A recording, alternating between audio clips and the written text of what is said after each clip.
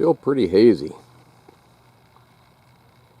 I don't know of any forest fires nearby, but the county is surrounded by them, really. I don't think there's any in our county right now.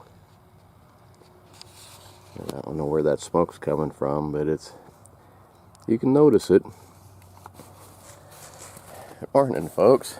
So it's an old hat day. That other one, man, I have a hard time getting used to that. This one is starting to droop pretty good. It's pretty much falling apart. But about 11 o'clock and it's already hot. I got to work on that pump, try to get that field pipe going. But the steers over there are letting me know that, hey, we haven't been fed yet. Now, I grab the tractor and go do that. Last night we took a drive up in the woods once we got home from Hamilton, and looked for an elk. Looked for a grouse and nothing.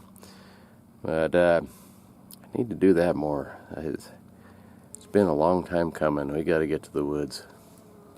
Maybe this evening.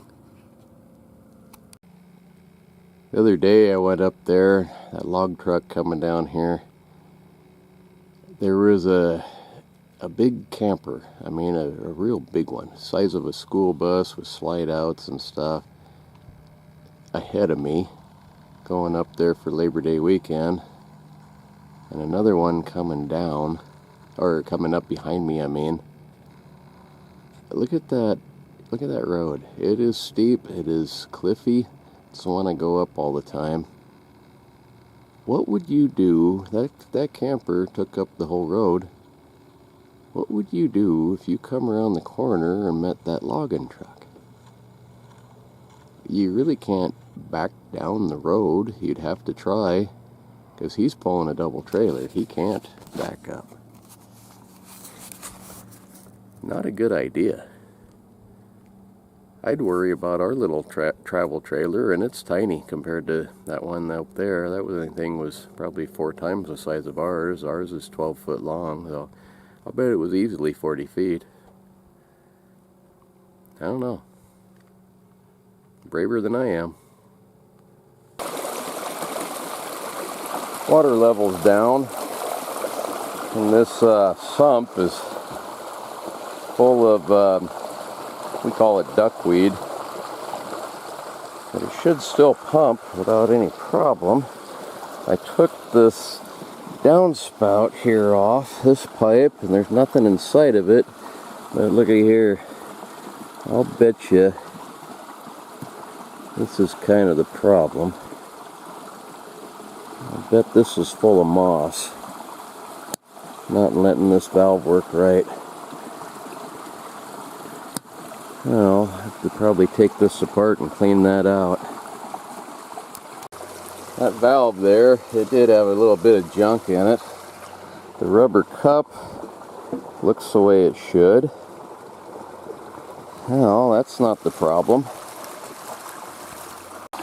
Well, something's not right. It primed up that time, but it won't pump any water.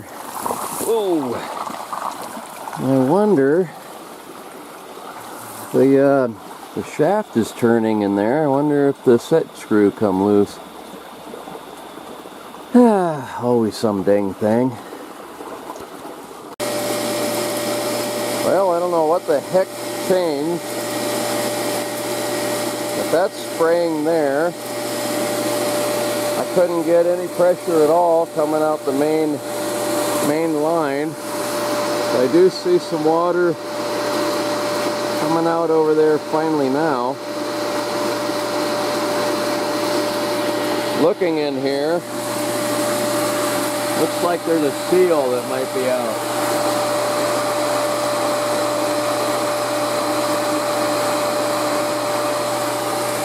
There's a rubber cup around that shaft that should not be there. What a pain in the butt.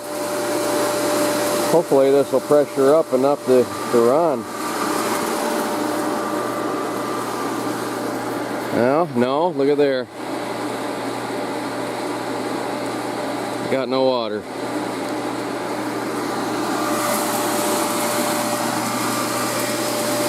It is spraying out there though. This doesn't make a lot of sense. That should be really blasting too, and it's barely coming out of there. There's something wrong. Finally getting a little water, and gonna get sprayed. But that clamp's coming off. That ain't good. Trying to put that clamp back on, all I'm gonna get is wet. Gotta turn it off. Here, we got it. Fought with it so hard to get it going, I gotta turn it off again, start over. Tell you, I've said it before, irritation pipes, not irrigation. A lot of people around here do what they call flood irrigate, and it's just a ditch dug into the ground. Ooh. And you put a tarp across it to dam it off and back the water up here and there, and it overflows the ditch, and it floods the field and irrigates. There's a lot of kind of skill to that. You get to get the high points and things if you don't have a real flat field, and it's a lot of effort really, but there's nothing to break. Your dam might come untucked and wash out or something like that, but there's so much to go wrong with these pipes, it's not even funny. It's a real pain in the butt.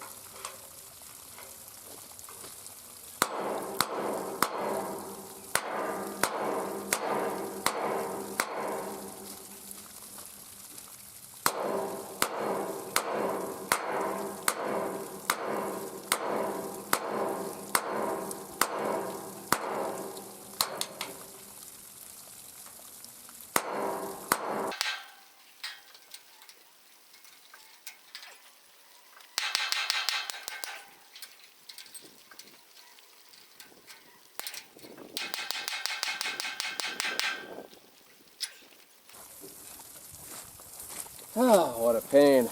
No way I was going to get that under pressure. Now, hopefully the pump will pump and pressure it up again, though. It must be running still some, because it's got water coming out. We are still pumping. Most of these have those strings in them that I used to plug this field when it was getting flooded. Yeah, here comes the water now. Okay, so it's working. I'll have to unplug at least half of these nozzles on this end.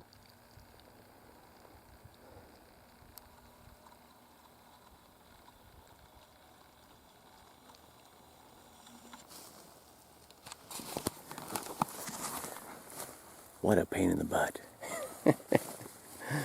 Oh, good golly. Yeah, we're pumping now. Now that pump, I have to switch the switch to the other direction, because if it does lose pressure for whatever reason, it won't shut off unless you remember to do that. And that will burn the pump up. Well, unplug some of these sprinklers and I'll go do that, and then I think I'm done, by golly. Well, heck, they're going now. I unplugged every other one on this upper end. This field tends to get really wet and hold water. One of my bosses, over here to show you what I'm talking about, one of my bosses come up with a pretty good idea. He said I should get some little ball valves and put them on these sprinklers. So instead of having to put a piece of string in there and unplug them and stuff under pressure and get all wet like I do, I'm saying I ought to just put a little ball valve either right here, or you can turn it off, or up here turn it off. Which is a good idea. They're, whoops, not wet. They're about 10-15 bucks a piece though. There's 10 of them that would need it. But I might do that. 150 bucks would be a one-time purchase, and then after that it would sure make this a little bit easier and quicker. It's going to be an ongoing problem. It has been for years, this upper field. We were able to cut all of it this time, and that's where your best hay usually is, because it does get so wet. But a lot of years we get a half or maybe a third of the bales we got this year. We got 15 this year. Probably 6 to 9 is about normal, so we did good this year. Anyway, like I say, life ain't all that exciting, and this ain't the most exciting video, but thanks for watching it anyway. And see you folks tomorrow. I'm hoping I can talk Cindy into going looking for a grouse this evening. If we do that, maybe it'll be a little more interesting. Man, I'll tell you, that water, it's funny how something like water could make that sting. But it sure, it ain't real pretty, is it? It sure hurts. She's got I don't know if it's an aloe or if it's an agave cactus plant. And I cut one of the leaves off of that and put that on here, and that, I don't know, kind of seemed like it might help a little bit. I guess Cedar sent me some sort of hand cream that's supposed to be for burns. I don't know. But the other thing you can probably use is prickly pear cactus. They've got the same type of stuff in it as aloe does. Anyhow, see you tomorrow. Bye.